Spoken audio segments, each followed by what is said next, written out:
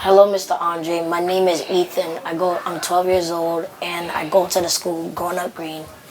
And my first question is, was it stressful to be a photographer, a community activist, a referee, and playing college basketball? First of all, I want to say hello to all the young people here. I'm encouraged, and it's a good sign for the future. When I was growing up, I played sports and did all these things to keep me out of trouble.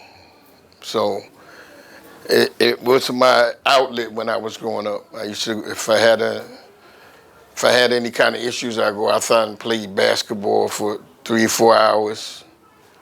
And the questions you asked, most of that stuff I did growing up, I did that to relieve the stress. It was fun for me. And I always try to tell young people that when you're young like you all are, make sure you have some fun. When you get older like I am now, you're going to have a job, so enjoy being a young person. Who inspired you into being all these things?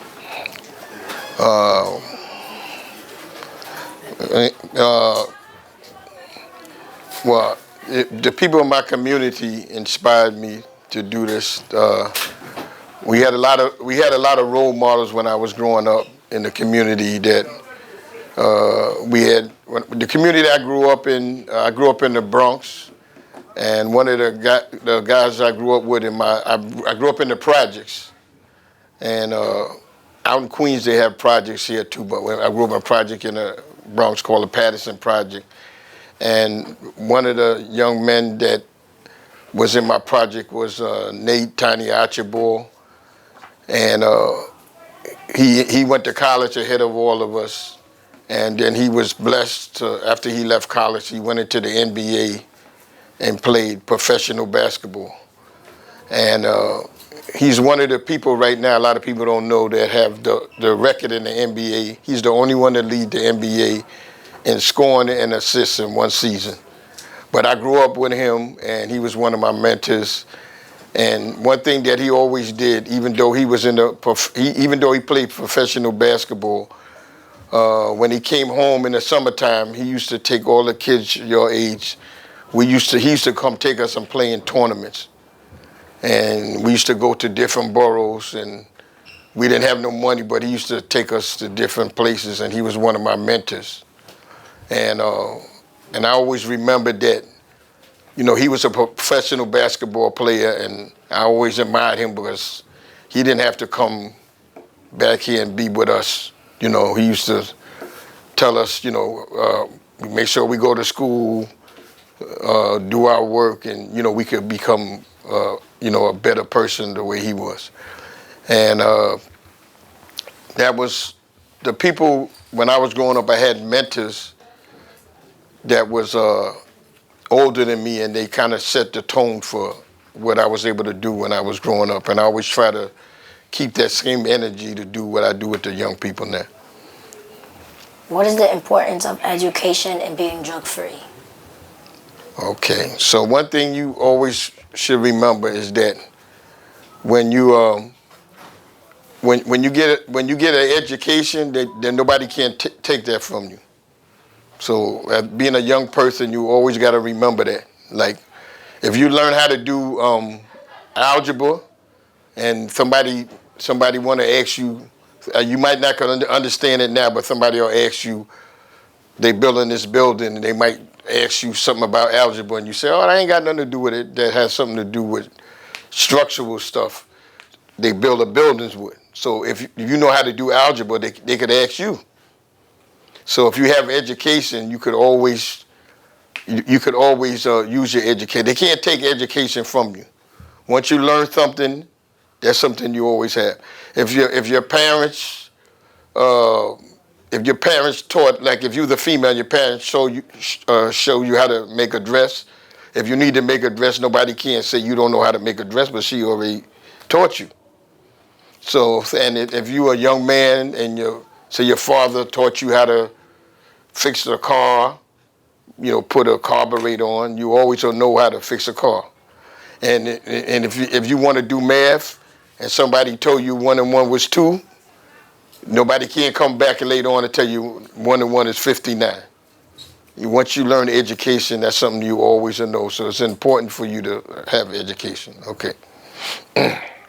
Who is John Watusi Branch, and what is his legacy? Okay, John Watusi Branch in Queens was, he had a cultural center. And it's always important for you to know, no matter where you came from, that you always need to know your culture. So John Watusi Branch had a cultural center right here on Jamaica Avenue on 176th Street, and he always taught us about African history. And it was to the point that he built a center, and we had different programs for the kids. We had the Mayat Training Center where we trained kids in different things they did in Egypt.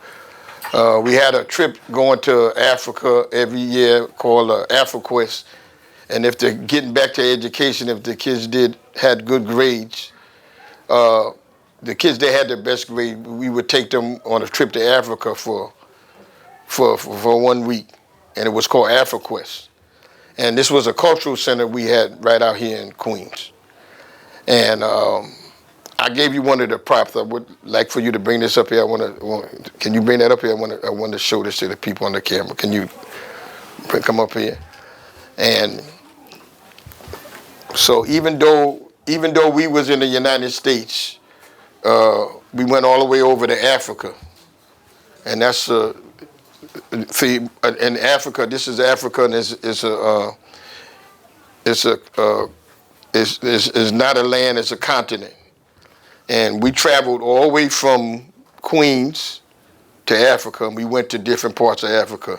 The main parts of Africa we always went to West Africa. So we always went over here. So this is the shape of Africa here. So this is where we always used to go.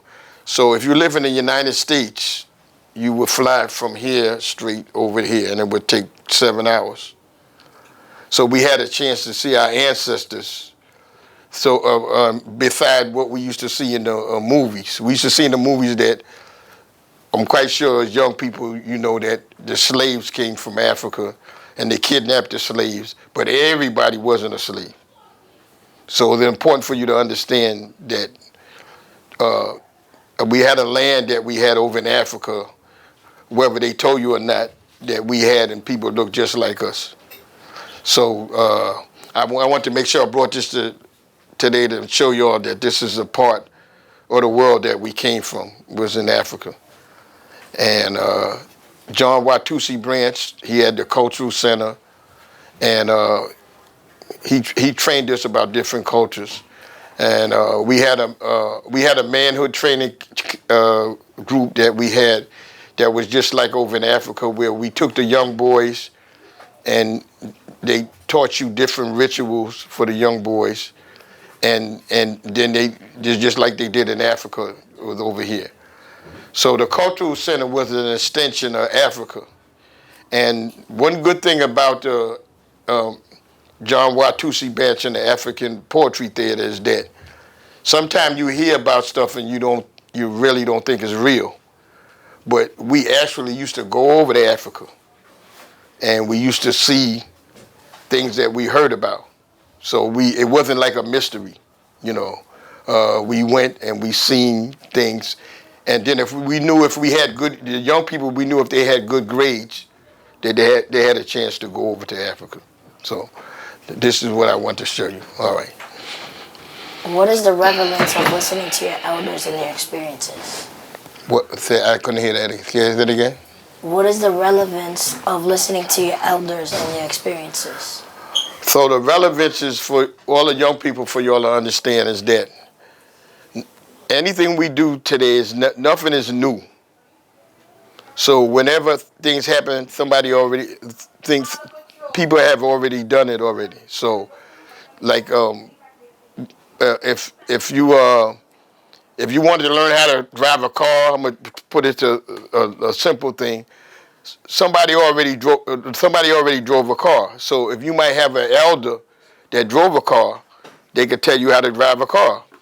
So that's better than you just say, I'm gonna just drive the car and get in the car without listening to somebody else, you know.